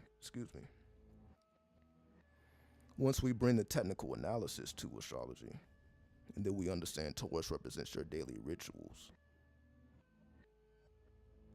So this goes back to the very first things we were speaking about, being able to tap into the 3 wisdoms, being able to tap into celestial time for the purposes of alchemy. So we understand what's going on in the stars, because that will guide us as to what type of alchemy we should be performing currently, based on what's going on in the celestial time. So because the sun and the moon are both conjunct, and we have Uranus also in this equation, this would be a great time to expand yourself in the occult world, in the astrological realm. And again, this is why we're speaking about astrology. So this is just my way of manifesting what's already occurring in the stars. So that's why we're speaking about all these things anyway. So again, it's not that I necessarily looked up all this stuff beforehand. I'm just showing that once you have these things already committed to memory, it doesn't take very long to come to these conclusions, and you can see, okay, based on what I'm looking at, I can kind of see where I need to direct my daily rituals, my daily habits. I see where I should be directing my energy towards if I want to maximize energy at this particular time. And you can say this is more of a solar thing. This is more of a seasonal thing, because when we're looking at these astrological points, again, Uranus is going to be in Taurus for a while. The sun is going to be in Taurus for, another 20-something days. But the moon will be in Taurus for a short amount of time. So probably in the next day and a half, the moon is going to be moving on from Taurus, even though the sun and Uranus will still be influenced by Taurus. So the true mathematical point here is the moon, because the moon will be in Taurus the shortest amount of time. And remember, we spoke about the moon is exalted in Taurus. So because the moon is in Taurus right now, that means the moon is at its most powerful peak currently. So that's why we're speaking about the lunar sciences. We're speaking about the moon children. That's why there's a heavy emphasis on the moon, because the moon is at its peak right now. The moon is at its most powerful point right now. Taurus is ruled by Venus. So essentially, when the moon and Venus combined, that's when the moon is at its favorable peak. That's when the high priestess combines with the empress, or more specifically, the Hierophant, because Taurus represents the Hierophant. The moon represents the high priestess. So when the high priestess and the Hierophant merge together, this is when the moon is at its peak, because the mysteries could be divulged. The high priestess is divulging the mysteries to the Hierophant. These two principles are merging, so the high priestess is being passive while the Hierophant is being active. So while the Hierophant is revealing the mysteries of the moon, the high priestess is receiving those mysteries. Then the mouthpiece represents the Hierophant. The Hierophant can be the necessary mouthpiece to reveal the mysteries of the high priestess, who remains passive on the throne. The high priestess is also on the throne, But below, not the high priestess, the Hierophant is also seated on the throne. But you also see the scarlet woman at the bottom of the high priestess, or at the bottom of the Hierophant. So let me actually show you that. So I should, give me 1 second here. I should actually be able to show you what I'm speaking about. 1 second. Let me go to image.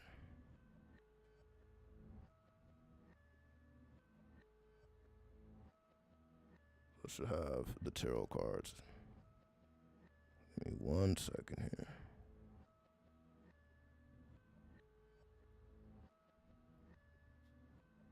I believe it's this. There we go. There we go. So here's all the major arcana cards. So I was speaking about the Hierophant, which is here. The third card, see if I can make this a bit bigger, hold on. The Hierophant is here. The third card from the right. So we have the Chariot, the Lovers, then the Hierophant. So the third card from the right, first row, we see the Hierophant here. So we see the priest is on the throne, but then you see the scarlet woman beneath him with the sword ready, and she's holding the crescent moon. So I know it's kind of blurry, but you should see the woman. She's holding the sword and she's holding the crescent moon. So we see she's holding the crescent moon because the moon is at its most powerful in Taurus. So that's why you see the woman holding the crescent moon, because the moon is at its peak. And then you also see her holding a sword representing the scarlet woman. So when we speak about the Lima, or the Book of the Law speaks about the scarlet woman who is armed and dangerous, meaning it's the woman who is embodying her masculine. So the woman is not on the throne. Now she has risen above the throne. So you'd say the high priestess, when the moon is in Taurus, the high priestess is upward. She has risen from her throne, and now she holds the sword and the crescent moon. And then the high priestess, not the high priestess, the Hierophant, takes her place on the throne. So they switch places. So now the high priestess becomes active, whereas the priest becomes passive. So the priest becomes the mouthpiece.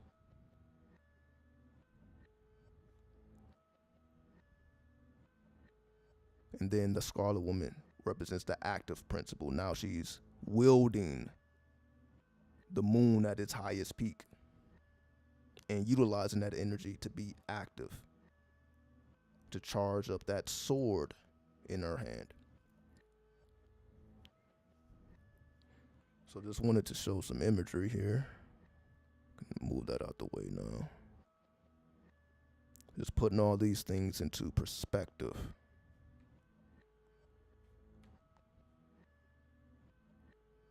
And let me also show the Empress, which we see here right next to the Emperor, which represents the energy of Venus. So we see the Empress, she has a human torso, but at the bottom, she looks like a mermaid, or she has a mermaid bottom, but a human torso. So this represents another way of androgyny, or another energy of androgyny. So she's half, you can say, woman, and the other half is elemental. She's half mermaid. So she represents the elemental.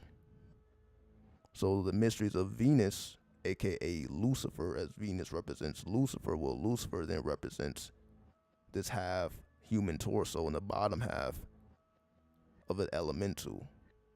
Or we can say an angel, half human, half angel. Human, you can say half demon, half angel. So half demon, half angel.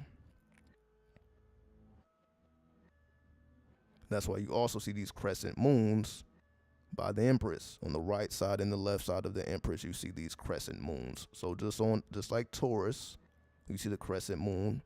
And you also see the same crescent moon on the Empress card. The only difference is the Empress is half elemental. So this represents the other side, as we spoke about the hereafter.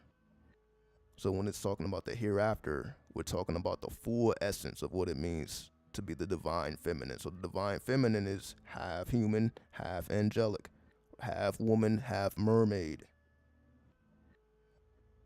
So now we're in that, so the Hierophant takes us to the woman embodying her masculinity and the male embodying his femininity. But when we take it to the Empress, now this is half human, half elemental. So it's showing us both sides of androgyny, masculine and feminine versus, you can say, human and elemental, which exists on two different planes. So it's showing us both sides of androgyny. And that's why the moon is exalted in Taurus, being influenced by the planet of Venus.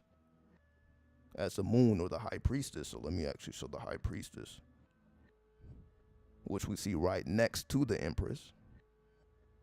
She's seated on the throne, and she's playing her instrument, but the instrument is also a bow and arrow, the bow of Artemis. So this instrument is also a bow, so that represents her dualism. So the high priestess represents a certain form of dualism in the form of weaponry. A musical instrument can also be a weapon to kill. So the high priestess is, you can say, a musician, but she's also an assassin. She also knows the mysteries of death, which is why she guards the gates of the clip-off on the tree of life. The 13th path is guarded by the high priestess. So she guards the gateways to the clip-off, which you can say you have to channel the energy of death to open up those doors. That's why she has a bow and arrow. So she's able to soothe the world or to trance the world with her music. In reality, she represents the bow and arrow, the energy of death, the death currency. So you also understand that is a necessary element to embody the dark and the light.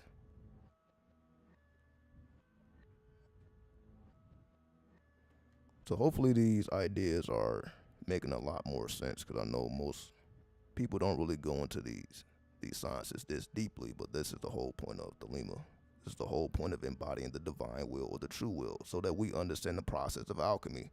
So that's why I showed the major arcana here, because this represents alchemy. So yes, it's speaking about planetary energies and zodiac energies. So yes, it is the 10 planets in the 12 zodiac, which represents the 22. But these also represents the process of alchemy. We go through each of these degrees, from the full to the world or the universe. We go from the full to the universe. This is a process of alchemy. But in order to truly understand the alchemy, we have to have an understanding of astrology. And that's why each one of these degrees of the major arcana represents a planet or a zodiac sign. So once we understand these energies from a celestial plane, then we understand, okay, each one of these degrees also represents a degree of alchemy, which we go through in a physical form, or our consciousness, turning our consciousness from lead to gold, going from the full to the universe. So you can say the full represents the lead consciousness, meaning you're inspired by spirit, but you don't necessarily know what it means. That's the full. The full is inspired or spiritual, but they don't necessarily know what it means. And you can say that's a lot of people. A lot of people are spiritual, but that doesn't necessarily mean they understand what it means. Just because they're seeing signs and symbols and synchronicities and number patterns, it doesn't necessarily mean that they know exactly what's up. But that's the full. Nonetheless, they are spiritual. However, the goal is to be the world or the universe, which we see at the bottom. We see at the bottom right-hand side, the woman dancing with the snake in the middle of the Vesica Pisces, or the four corners of the world. So she represents the master architect, harnessing the energy of the serpent, which is the messenger of the All-Father. According to Gnosticism, the serpent is the messenger of the real God, not the false God. But that's a story in and of itself. So you see the woman harnessing, you can say, the most destructive force of the universe, as we call Apep. Apep represents the serpent that just destroys everything. But the woman is harnessing this Apep, or this serpent. So she's using the most destructive forces and causing it to create. So an energy that's designed to destroy, she is manipulating it to create. That's why you see the universe card, she is holding not only the moon, but also the solar energy. So if I make it a little bigger here. So you see in one hand, she has the crescent moon, which is now blackened. You see with the Hierophant, it was white, now it's blackened. So now it's the black moon Lilith. She is harnessing the black moon Lilith, but in the other hand, she is harnessing the sun. So that's why there's a solar charge and a lunar charge, and they're both going into this eye of Shiva. So in one hand, there's a lunar charge, the other hand is a solar charge. Because now she's harnessing both powers. So it's not just lunar now it's also the solar. So now the energy that's destructive becomes constructive. The uniting of the opposites, the uniting of the contrasts.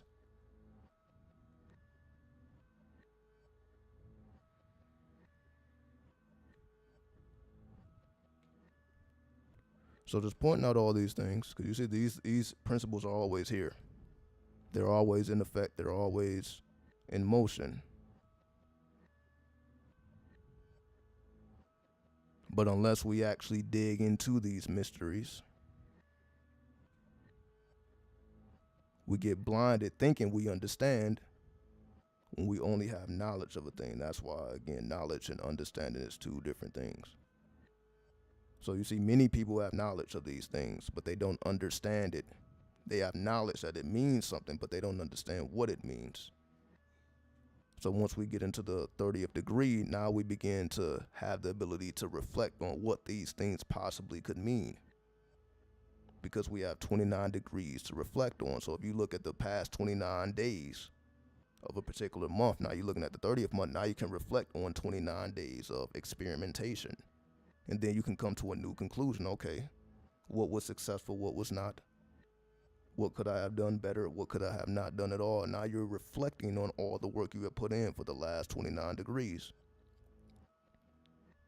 which allows you to have a greater understanding of what actually was done, why it was done, how much of that was based on the planetary energies, and how much of that was based on your own personal power.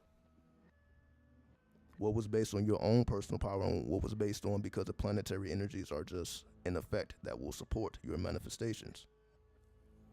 So you can say some manifestations are supported by the planetary forces, but some have to be brought out by your own true will or your own divine will. You must understand the differences between the two. That's why we have the natal chart and the progress chart, but we also have the transits. So how much influence do the transits have versus how much influence based on the natal chart and based on the progress chart? That's why we look at all 3 degrees. So just like we have the Holy Trinity, the ascended sun and the moon, we have the natal chart, the progress chart, and the transits. We're looking at all 3 chambers. And this is why, it can get pretty complex, because you're looking at a lot of mathematics. And if those numbers don't mean anything, you see, it's easy to get lost, because you're just seeing a bunch of degrees and you're just thinking, okay, I just need to know about the planets and the zodiac. The degrees are just the degrees. But the degrees actually give you the keys to understand what's actually going on within the zodiac sign. Because every zodiac has 30 degrees from 0 to 29. And each one of those degrees means something. Because you have 3 deacons. So every 10 degrees means something. And every degree within those 10 degrees means something. And again, that's what makes up the 360 degrees of every natal chart. They all represent something. Each degree, no degree should be taken for granted, because every degree is properly placed in your chart, and it all represents where certain energies manifest in your life. So each degree is important. So this is going beyond your signs, your sun sign, your moon sign, your ascendant. Now you're looking at each degree matters. Now you're not looking at 30 degrees divided into 12 sections. Now you're looking at the full 360 degrees. So let me see if I can actually find a chart, because I know we're just looking at words and numbers. Let me see if I can actually find a natal chart. Well, not a natal chart, but a transit chart, so that we can actually see the wheel.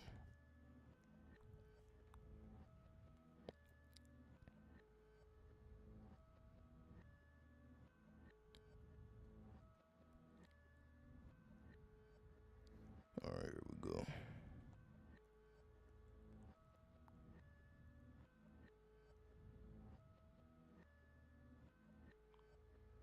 So now we can see the wheel.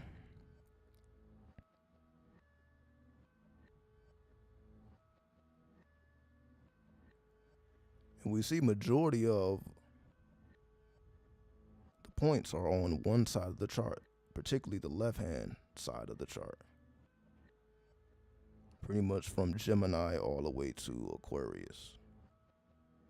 So most of the energy you see is concentrated on one side of the chart, going from Gemini all the way to Aquarius. So 1, 2, 3, 4, 5. So majority of the planetary energies are concentrated in these 5 zodiac signs.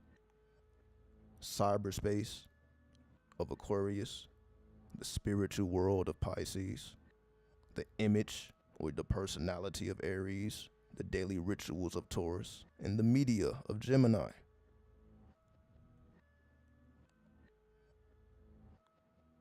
So you can see all these degrees are mostly personal. The 12th house is like isolation.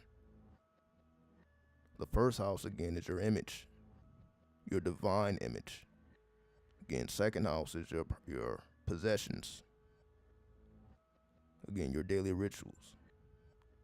And again, Gemini represents your fields of study. So your fields of study, your daily rituals, your image, your dreams, you can say Pisces, your dreams, and also your cyber community, which is Aquarius. Aquarius represents your community. In our case, it's the cyber community. So touching down with the cyber community, interpretation of your dreams, making sure your image is on point, right? So make sure your image is A1.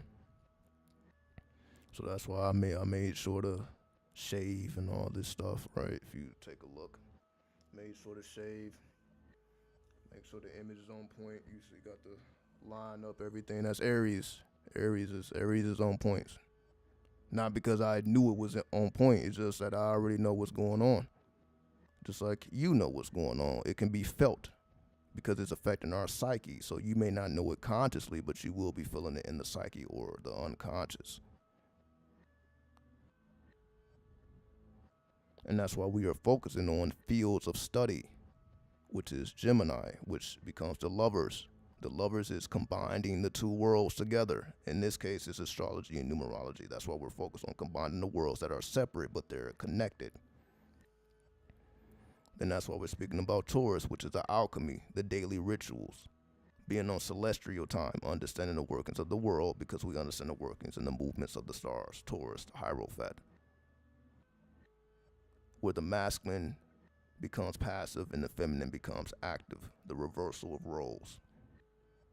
Again, Pisces, divination, our ability to utilize divination to interpret the electrical impulses, which is Aquarius, to interpret the electrical impulses that we call synchronicity, that we call spiritual, to interpret spiritual phenomena. In order to interpret spiritual phenomena, we have to utilize divination. That's why we have astrology, tarot, Kabbalah, so on and so forth. This is our divination tools to understand exactly what messages are being communicated to us personally, and also what messages are being communicated to the world as a whole. So I'm pretty sure my point has been made at this point. So I appreciate everybody for tuning in, watching. Again, we're not going to go too long here. Just wanted to check in, give some technical analysis to what's going on the 30th day, the 30th degree. So use this information wisely. and continue to evolve. So definitely check out the links in the description, the links in the chat box. I appreciate everybody for tuning in and watching, and I will see y'all soon. In the name of 93, peace.